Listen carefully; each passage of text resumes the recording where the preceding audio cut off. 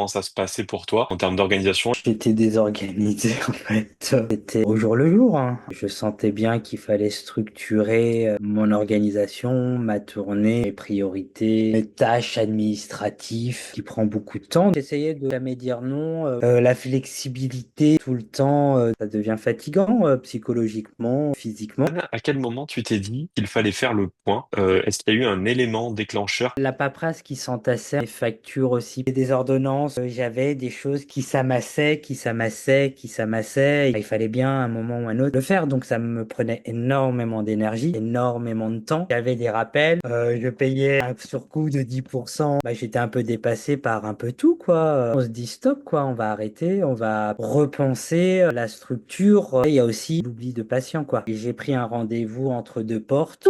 J'ai oublié de le noter. En fait, c'est le patient qui me rappelle à l'ordre en me disant, oh, peut-être que vous m'avez oublié. On se dit, c'est moyen, il y a matière à changer ces choses-là. Qu'est-ce qui t'a convaincu de franchir le pas et de partir en accompagnement avec moi? Mon isolement professionnel, je pensais pas que en tant qu'infirmier libéral, j'étais aussi solo. J'ai peut-être besoin de refaire le point, d'avoir un autre point de vue, pouvoir partager avec d'autres soignants des difficultés ou des stratégies qui améliorent notre quotidien, avoir une autre ouverture d'esprit. Je vais prendre ce qu'il y a à apprendre, je vais améliorer ce qui va améliorer, je vais partager des choses avec d'autres personnes, être moins isolé. On apprend sur le terrain, on nous vend tout et n'importe quoi. Et c'est ça qui m'a lancé dans cette aventure-là. Là, la formation, moi, ce que je veux, c'est structurer, partir serein pendant mes remplacements. J'ai envie de structurer. Je suis passé dans cette phase, j'avais besoin d'apprendre, de découvrir le monde infirmier libéral. Et maintenant, j'ai envie de structurer. C'est une entreprise. Quand je parle de structure, c'est cadré, ça me génère moins de stress. Comment tu vis l'accompagnement alors actuellement? Sereinement, tranquille, en fait, je me mets pas la pression. Quand j'ai du temps pour travailler, je travaille. Quand j'ai pas de temps, je travaille pas. Je le prends tranquillement, je lis, je relis, fluide, sérénité, structuré, bonne humeur. On n'est pas des machines, on est des êtres humains et toute la vie.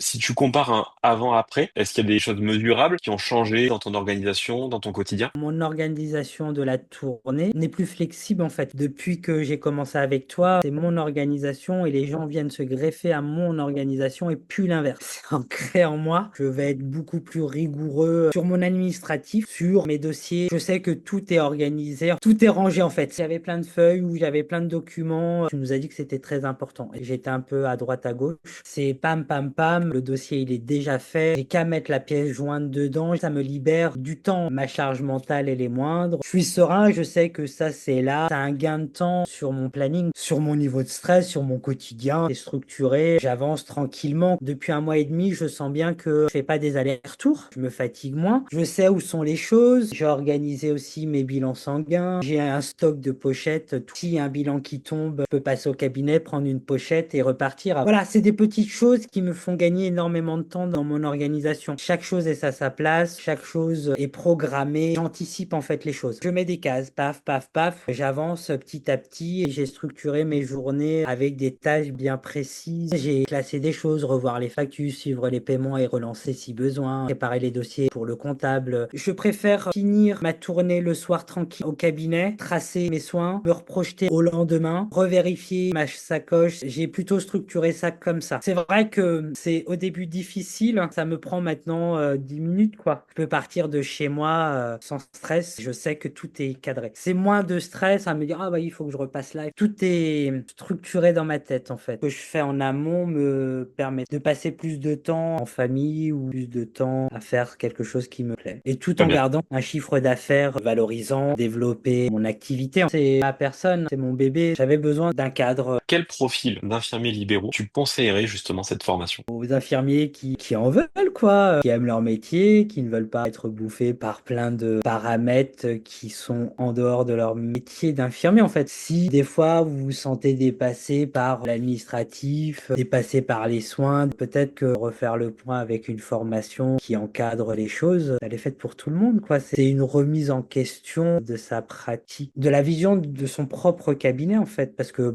on est tous infirmiers, hein, mais on est tous à la recherche de l'amélioration de soi, de nos compétences, de notre savoir-faire. C'est à tous les infirmiers qui aiment se mettre en question, sortir de sa zone de confort. Peut-être que cette formation-là aussi nous permettra de se revaloriser organisé, on a des compétences, quoi. Je pense qu'elle correspond à tout individu qui a envie de progresser. C'est pour tout le monde, hein. Il y a forcément des choses qui vont nous intéresser plus que d'autres. Ça nous permet de se questionner. Ça donne envie, en fait. On se dit, on n'est pas seul. On vit tous le même quotidien. La formation va améliorer mes manquements ou de maintenir. Grâce à ta formation, j'ai pris l'initiative de me remettre en question avec des vidéos, des questionnements. Moi, je la conseille à tous les infirmiers qui ont envie de progresser, de sortir de l'isolement, de se fédérer, de rencontrer d'autres soignants, de discuter avec eux. Comme je suis tout seul, donc je trouve ça sympa on est toujours un peu relancé dans aussi cette réflexion-là. Ah oui, on a engagé un travail, se motiver entre nous, d'avoir différents points de vue. On a tous une organisation différente.